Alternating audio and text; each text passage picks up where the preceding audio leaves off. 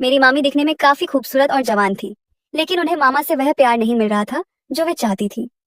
जब मैं उनके घर गया तो मैंने देखा कि मामी बार बार मेरे करीब आने की कोशिश कर रही थी।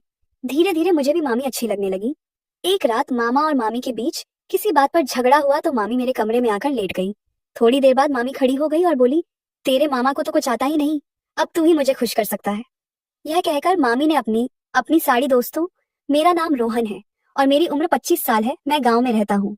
हमारे घर में एक ट्रैक्टर था और मैं गांव के किसानों के खेत जोतने का काम करता था।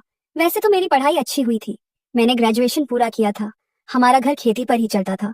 खेत जोतने के काम से मुझे इतना खास पैसा नहीं मिलता था, तो पिताजी को भी मेरी चिंता थी। उन्होंने मुझसे कहा, रोहन, तूने अच्छी पढ़ाई की है, शहर जाकर नौकरी के लिए कोशिश करनी चाहिए। तेरी पढ़ाई से तुझे अच्छी नौकरी मिल सकती है। इस गांव में खेती के अलावा और कुछ नहीं है, इसलिए तू इस बात पर विचार करना। हमारे गांव के कई दोस्त शहर जाकर सेटल हो गए थे और जो गांव में बचे थे वे भी धीरे धीरे शहर की ओर जाने लगे थे। उन्हें देखकर मुझे भी लगने लगा कि गांव में पैसे कमाने के मौके बहुत कम हैं, इसलिए मैंने शहर जाने का पक्का फैसला किया। लेकिन शहर जाकर मैं क्या करूंगा, यह मुझे नहीं पता था। मैं यही सोच रहा था कि माँ ने कहा, तू बिंदास शहर चला जा, वहां मेरा चचेरा भाई रमेश रहता है, उसके पास तेरी आसानी से रहने की व्यवस्था हो सकती है। तू उससे काम के बारे में पूछ, वह तुझे किसी कंपनी में नौकरी जरूर लगवा देगा। एक बार तू शहर में जम गया तो फिर तू हमें भी वहां ले जा सकता है, माँ बाप का। मेरे प्रति प्यार देखकर मेरी आंखें नम हो गई थी। सचमुच मेरे माता पिता मेरी तरक्की देखना चाहते थे। तब माँ ने तुरंत रमेश मामा को फोन किया। उन्होंने भी मुझे बहुत अपनेपन से अपने घर आने का न्योता दिया। कुछ ही दिनों में मैंने अपनी तैयारी की और शहर जाने के लिए निकल पड़ा। रमेश मामा शहर में एक अच्छी कंपनी में बड़े पद पर नौकरी करते थे। उनकी शादी को 2 साल हो चुके थे और वे अपनी पत्नी के साथ शहर में रहते थे। उनका शहर में एक बड़ा और शानदार घर था। उनकी जीवन शैली और घर देखकर मैं सपने बुनने लगा। उनके वैभव को देखकर मुझे प्रेरणा मिली थी। मैंने मन में ठान लिया कि जब तक मैं शहर में अपना खुद का घर नहीं खरीद लेता तब तक मैं गांव नहीं जाऊंगा। मैं भी अब अच्छा पैसा कमाकर शहर में ही सेटल होने वाला था। मैंने अपने कागज पत्र मामा को दिखाए। उन्होंने अपनी जान पहचान से मुझे एक कंपनी में नौकरी दिलवा दी। मेरा ग्रेजुएशन साइंस में हुआ था और मेरी अच्छी पढ़ाई की वजह से मुझे शुरुआत में ही पत्ता की नौकरी मिल गई थी। शहर में रहना उतना आसान नहीं था जितना दिखता था। मामा के घर आने के बाद से मैं देख रहा था कि मेरे आने से घर का खर्च काफी बढ़ गया था। शहर में एक व्यक्ति भी बढ़ जाए तो खर्च तुरंत दोगुना हो जाता है। यह मैं खुद अनुभव कर रहा था। इसलिए मामा के कुछ कहने से पहले मैंने ही उनसे कहा, मामा, मैं अपने रहने के लिए हर महीने Rs 7,000 तुम्हें देता रहूंगा। पहले तो मामा मना करते रहे, लेकिन मेरे समझाने पर उन्होंने पैसे लेना मंजूर कर लिया। मामी तो मेरे आने के बाद से मेरी बहुत अच्छी देखभाल कर रही थी, चाहे वह खाने पीने की बात हो या रहने की। मेरे वहां जाने से उसे कोई दिक्कत नहीं थी। मामी दिखने में बहुत आकर्षक और गठीली थी। मामा उनके सामने पानी कम चाय जैसा लगता था। जब मैं उनके घर गया तो मुझे पहली नजर में लगा कि मामा मामी का कितना खुशहाल संसार है। मुझे भी ऐसा ही संसार बसाना था। बाकी दिन तो मैं ऑफिस के काम में व्यस्त रहता था, इसलिए मुझे उनके घर की बातें ज्यादा पता नहीं चलती थी। लेकिन छुट्टी के दिन कुछ ना कुछ बातें मेरे सामने आने लगी थी। मामी मेरे सामने तो बहुत खुश और हंस खेल कर रहती थी, लेकिन उनके असली जीवन में वह पूरी तरह से इसके उलट थी। मुझे ऐसा लगने लगा था क्योंकि उनका व्यवहार कभी कभी बहुत अलग दिखता था। एक रात करीब 1:30 बजे मुझे जोरों की भूख लगी। उस दिन मैं ऑफिस से घर आकर खाना खाकर तुरंत सो गया था, इसलिए मुझे फिर से भूख लगी थी। भूख की वजह से मुझे नींद नहीं आ रही थी। इतनी रात को किचन में जाना मुझे थोड़ा अजीब लग रहा था, लेकिन हिम्मत करके मैं किचन की ओर चल पड़ा। मैं अपने कमरे से बाहर निकला ही था कि घर के दरवाजे पर मुझे मामा दिखा। मामा पूरी तरह नशे में था। मामी उसे किसी तरह संभाल कर घर में ला रही थी। मामा को ऐसी हालत में देखकर मैं दौड़कर उसे संभालने गया। मैंने किसी तरह मामा को उनके कमरे में पहुंचाया। वहां से निकलकर मैं किचन में गया और देखने लगा कि कुछ खाने को है या नहीं। तभी अचानक मामी वहां आ गई। मुझे किचन में देखकर वह बोली, भाजीराव, तुम इस वक्त किचन में क्या कर रहे हो? मुझे बहुत भूख लगी थी, लेकिन मैं उसे कैसे बताऊं, यह समझ नहीं आ रहा था। मैंने मामी से कहा, कुछ नहीं मामी, मैं पानी पीने आया था, पानी का गिलास नहीं मिल रहा था, वही ढूंढ रहा था इस पर। वह बोली, भाचेरव, गिलास तो तुम्हारे सामने ही है, जरूर तुम्हें कुछ और चाहिए, जो चाहिए वह मुझे बता। तब मैंने उसे बताया कि मुझे बहुत जोरों की भूख लगी है और मैं देख रहा था कि कुछ खाने को है या नहीं। मामी ने मुस्कुराकर मुझे किनारे किया और बोली, तुम डाइनिंग टेबल पर बैठो, मैं तुम्हें अभी खाना परोसती हूँ। मामी ने कुछ ही देर में मुझे गर्मा गर्म खाना परोस दिया। मैं खाना खा रहा था तब मामी मेरे सामने ही बैठ गई थी। मैंने सहज ही उससे पूछा, तूने खाना खाया? इस पर मामी ने कोई जवाब नहीं दिया। फिर वह बोली, मैं तुम्हारे मामा का इंतजार कर रही थी, मुझे उनके साथ खाना खाना था, लेकिन देखा ना मामा किस हालत में घर आए। उन्हें देखकर मेरा पेट भी भर गया। ऐसा समझ लो मामी घर में बहुत मेहनत करती थी और घर की औरत का बिना खाए सोना मुझे बिल्कुल पसंद नहीं था। तब मैं मामी के पास गया और अपने हाथ से उसे खाना खिलाया। मामी पहले तो बहुत शर्मा रही थी, लेकिन बाद में वह मुझे एक तक देखने लगी और बड़े प्यार से मेरे हाथ से खाना खाने लगी। खाना खत्म होने के बाद मैंने अपने होठों पर पानी का हाथ फेरा। मामी ने मुझे देखकर अपनी आंखें झपकाईं। मैंने भी बिना कुछ सोचे उसके होठों पर पानी का हाथ फेरा। उसके दोनों हाथों में प्लेट थी, तो मुझे लगा कि शायद उसे मेरी मदद चाहिए होगी। मैंने सहज ही उसके होठों पर भी पानी का हाथ फेरा और अपने रुमाल से उसका मुंह भी पोंछ दिया। वह मुझे बड़े प्यार से देखने लगी। उसके गाल शर्म से लाल हो गए थे।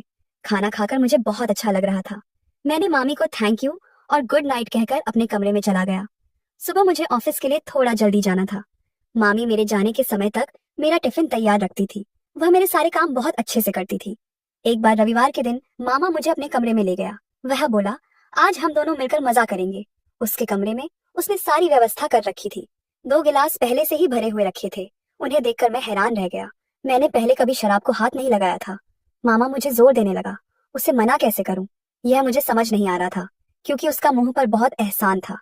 उसने ही मुझे अच्छी कंपनी में नौकरी दिलवाई थी, इसलिए उसे ना कहकर मैं उसे नाराज नहीं करना चाहता था। मैं मामा के साथ बैठ गया। तभी मुझे दरवाजे पर मामी दिखी। वो चुपके से कमरे में झांक रही थी। उसे देखकर मुझे शर्मिंदगी की महसूस होने लगी। मामी ने मुझे इशारा किया कि मैं ग्लास को हाथ ना लगाऊं। इधर मामा का आग्रह बढ़ता जा रहा था। तब मैंने नाटक किया कि मैंने गिलास मुंह से लगाया, लेकिन मैंने एक घूंट भी नहीं पिया। कुछ ही देर में मामा ने एक के बाद एक गिलास खाली कर दिए और वह नशे में धुत हो गया। इसके बाद मैं कमरे का सामान धीरे धीरे किचन में ले जाने लगा। मुझे काम करते देख मामी कमरे में आ गई। बचा हुआ सामान वह उठाकर ले आई। किचन के पास पहुंचते ही उसके हाथ से एक कांच का ग्लास जमीन पर गिर गया और उसी वक्त उसका पैर उस टूटे कांच पर पड़ गया। मामी दर्द से कराह रही थी। उसे ऐसी हालत में देखकर मैं उसकी मदद के लिए दौड़ा। मामी को चलने में बहुत तकलीफ हो रही थी। मेरे पास उसे गोद में उठाने के अलावा कोई चारा नहीं था। मैंने मामी को गोद में उठाकर उनके कमरे में ले गया। वहां मामा बिस्तर पर पूरी तरह फैलकर सो रहा था। तब मैं मामी को अपने कमरे में ले गया। वहां पहुंचते ही मैंने उसे बिस्तर पर लिटाया और उसके पैर से कांच निकाला। कांच निकालने के बाद मैंने उसके पैर पर मलहम लगाया और पट्टी बांधने लगा। तब मैंने देखा कि मामी मुझे बहुत अलग नजरों से देख रही थी। उसकी नजर देखकर मुझे शर्मिंदगी की महसूस होने लगी। पट्टी बांधने के बाद मैंने अपनी चादर उठाई और हॉल में जाने लगा। तभी मामी ने मेरा हाथ पकड़ा। उसने मुझे अपने पास बुलाया और अपने बगल में बैठने को कहा। मामी बोली, रोहन, तुमने तो मेरी एक बात मानी और एक घूंट भी नहीं पिया। वैसे ही तुमने मुझे मलहम पट्टी कर दी। इन दोनों बातों के लिए बहुत बहुत धन्यवाद। मामी मेरा हाथ पकड़कर मुझसे बात कर रही थी। उसके व्यवहार से लग रहा था कि वह मुझसे बहुत सारी बातें करना चाहती थी। तब मैंने उससे पूछा, तूने मुझे मामा के साथ पार्टी करने से मना करने का इशारा क्यों किया? इस पर वह बोली, रोहन, तुम शरीफ हो। तुम में और तुम्हारे मामा में बहुत फर्क है। तुम उस गलत रास्ते पर ना जाओ, इसीलिए मैंने तुम्हें ड्रिंक करने से मना किया। वह मुझसे बात करते समय मैंने देखा कि उसकी आंखों में मेरे लिए प्यार झलक रहा था। उस दिन के बाद मेरे मन में भी मामी के लिए कुछ भावनाएं जागने लगी थी। अब मेरी नजर उस पर पड़ने लगी थी। मामी मुझे ऑफिस जाते समय अपने काम छोड़कर बाएं करने आती थी। उसका मेरे प्रति व्यवहार बहुत बदल गया था। एक दिन मैं ऑफिस से आधा दिन छुट्टी लेकर जल्दी घर आ गया। घर आते ही मुझे भूख लगी थी। फ्रेश होकर मैंने मामी से खाना परोसने को कहा। मुझे खाना परोसते समय मामी मेरे बगल में ही बैठी थी। खाते समय गलती से मेरे शर्ट पर सब्जी का रस्सा गिर गया। मामी तुरंत उठकर मेरे पास आई और अपनी साड़ी के पल्लू से मेरा शर्ट साफ करने लगी। उस वक्त वह मेरे बहुत करीब थी। तभी अचानक हमारी नजरें मिली। पिछले कुछ दिनों से मामी की नजरों और व्यवहार में मेरे लिए बहुत प्यार दिख रहा था। ऐसा लग रहा था जैसे उसकी आंखें मुझसे कुछ कहना चाहती हों। शर्ट साफ होने के बाद भी वह मुझसे दूर नहीं हुई। तब मैंने कहा, मामी, शर्ट साफ हो गया, अब बस कर, नहीं तो शर्ट का रंग निकलने लगेगा। मेरे ऐसा कहते ही मामी होश में आई। मैंने कहा, मामी, चल तू भी मेरे साथ खाना खा ले। इस पर वह बोली, मुझे भूख तो लगी है, लेकिन आज मुझे अपने हाथ से खाना नहीं चाहिए। उस दिन जैसे तूने मुझे खाना खिलाया था, वैसे ही अगर तू खिलाने को तैयार हो तभी मैं खाऊंगी। मामी अचानक कुछ अजीब सी नखरे करने लगी थी। मैंने उस दिन देखा था कि मामा का इंतजार करते करते वह बिना खाए रह जाती थी, इसलिए मैंने उसे अपने हाथ से खाना खिलाना शुरू किया। उसे खिलाते समय मामी मेरी उंगलियों को चूसकर खाना खा रही थी। मुझे यह थोड़ा अजीब लग रहा था। तभी उसने मेरी उंगली को काट लिया। मैं जोर से चिल्लाया तो मामी ने फिर से मेरी उंगली अपने होठों में पकड़ ली। वह कह रही थी कि मेरी उंगली का दर्द कम करने के लिए उसने ऐसा किया, लेकिन मुझे यह सब बहुत अजीब लग रहा था। उसके इस व्यवहार से मेरे मन में अलग अलग भावनाएं जाग रही थी। मामी बार बार मुझ पर अजीब नजरें डाल रही थी। तभी मुझे मामा की गाड़ी की आवाज सुनाई दी। मैं तुरंत मामी से दूर हुआ, हाथ धोकर अपने कमरे में चला गया। उस दिन मामा भी जल्दी घर आ गया था। घर में आते ही उसने मुझे आवाज दी और कहा, रोहन, जल्दी तैयार हो, मैं तुझे अपने दोस्त की एक बड़ी पार्टी में ले जा रहा हूँ। मैंने कहा, मामा, मेरा तो अभी खाना हुआ है, पहले तो बता देते। इस पर मामा बोला, क्या रे रोहन, तुझे तो घर और ऑफिस के अलावा कुछ दिखता ही नहीं। तेरी उम्र के लड़के को इस उम्र में कैसे मजे करने चाहिए। मामा मुझसे बात कर रहा था और मामी वहां खड़ी सब सुन रही थी। मैं मामा की बात पर सिर्फ सिर हिलाता रहा, लेकिन मामी को मामा की बात पर गुस्सा आ गया। वह बोली, तुम अपने दोस्त की पार्टी में जा सकते हो, लेकिन रोहन को अपनी गंदी आदतों में मत फंसाओ, नहीं तो शादी के बाद उसकी बीवी को भी मेरी तरह पछताना पड़ेगा। मामी ने मामा से मेरे सामने बहुत रूखेपन से बात की थी। इससे मामा को बहुत गुस्सा आया और यह उसके चेहरे पर साफ दिख रहा था। मामा अपने कमरे में चला गया, लेकिन कमरे में जाते ही वह मामी को जोर से आवाज देने लगा। मामा की आवाज सुनकर मामी दौड़कर कमरे में गई। मामी के कमरे में जाते ही मामा ने दरवाजा जोर से बंद कर दिया। कमरे से उनके झगड़े की आवाजें आ रही थी। मुझे मामी की बहुत चिंता हो रही थी। मेरा मन उसके लिए तड़प रहा था, लेकिन मुझे समझ नहीं आ रहा था कि ऐसा क्यों हो रहा है। मैं उनके बीच कुछ बोल भी नहीं सकता था, क्योंकि मैं नहीं चाहता था कि मेरे बोलने से माहौल और खराब हो। मुझे अभी शहर में सेटल होना था और इसमें मुझे मामा की बहुत मदद चाहिए थी। अगर मैं मामी की तरफ से कुछ बोलता तो शायद मामा मुझे कहीं और रहने को कह देता। इसलिए मैं चुप रहा और तटस्थ रहा। मैं अपने कमरे में जाकर बैठ गया। कुछ देर बाद मामी बड़बड़ाते हुए मेरे कमरे में आई और मेरे बगल में लेट गई। जब वह कमरे में आई तो कमरे में छोटा सा नाइट लैम्प जल रहा था। उस रोशनी में मैंने देखा कि मामी मेरे बगल में लेटी है। मुझे लगा कि वह गुस्से में होगी, इसलिए मैंने उससे कुछ नहीं कहा। थोड़ी देर बाद मैं अलमारी से कपड़े निकालने गया, तभी अचानक मामी मेरे पास आई और मुझसे लिपट गई। उसके इस व्यवहार से मैं डर गया, क्योंकि मामा घर में ही था। अगर उसने यह देख लिया होता तो मेरी खैर नहीं थी। मामी के रोने की आवाज सुनकर मैं और घबरा गया। मैंने तुरंत कमरे की बड़ी लाइट जलाई और मामी को मुझसे अलग किया। उसने मुझे बिस्तर पर बिठाया और मेरे बगल में बैठकर मेरा सिर अपने कंधे पर रख लिया। मैंने कहा, मामी, थोड़ा शांत हो, रोना बंद कर और बता कि क्या हुआ। बार बार मुझे इस तरह मत लिपट, क्योंकि मामा भी घर में है। अगर उसने देख लिया तो वह कुछ और समझेगा और तुम दोनों में और झगड़ा बढ़ेगा। इस पर वह बोली, तेरा मामा मुझे ना सुनाकर पहले ही पार्टी के लिए निकल गया। मैं तो तुझे अपना समझकर तेरे पास आई थी, लेकिन तू बार बार मुझे दूर कर रहा है। यह कहकर मामी गुस्से में कमरे से बाहर जाने लगी। उसे रोकने के लिए मैंने उसका हाथ पकड़ा तो गलती से मेरे हाथ में उसकी साड़ी का पल्लू आ गया और वह खींच गया। मुझे लगा कि यह देखकर मामी मुझ पर गुस्सा करेगी, लेकिन वह अचानक अलग ही व्यवहार करने लगी। वह उसी हालत में मेरे सामने आकर बैठ गई और फिर से मेरे करीब आने लगी। वह बोली, रोहन, आज मैं पूरी तरह तुम में समा जाना चाहती हूँ। मुझे तुम्हारा प्यार चाहिए। मैं इसके लिए कब से तरस रही हूँ। मुझे इस तरह दूर मत कर। मामी ने बिना किसी शर्म के अपने मन की सारी बातें मेरे सामने रख दी। मैं उसकी बातों को सुनकर धीरे धीरे होश खोता जा रहा था। तभी अचानक घर की लाइट चली गई। इससे मामी और जोश में आ गई। उसने मौके का फायदा उठाने की ठान ली थी। वो बार बार मेरे करीब आकर मुझे पूरी तरह बेकाबू कर रही थी। धीरे से वह मेरे पास आई और फुसफुसाते हुए बोली, रोहन देख, वक्त भी हमें सही मौके पर साथ दे रहा है। बिल्कुल सही समय पर लाइट चली गई। इस अंधेरे में तू बिल्कुल शर्माना मत। मामी मेरे प्यार में पूरी तरह बेकाबू हो चुकी थी।